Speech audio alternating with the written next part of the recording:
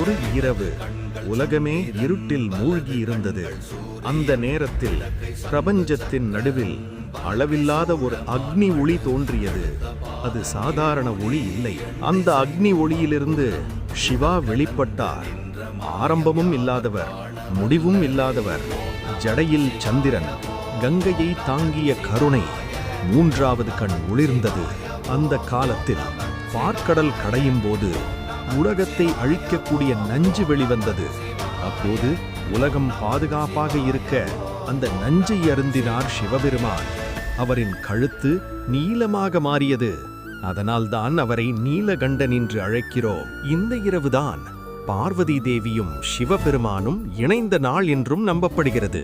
அது சக்தியும் சிவமும் ஒன்றான தருணம். அதனால்தான் மகா சிவராத்திரி என்பது ஒரு பண்டிகை மட்டுமல்ல, இது இருட்டை வெல்லும் இரவு, அறிவில்லாமையை நீக்கும் இரவு,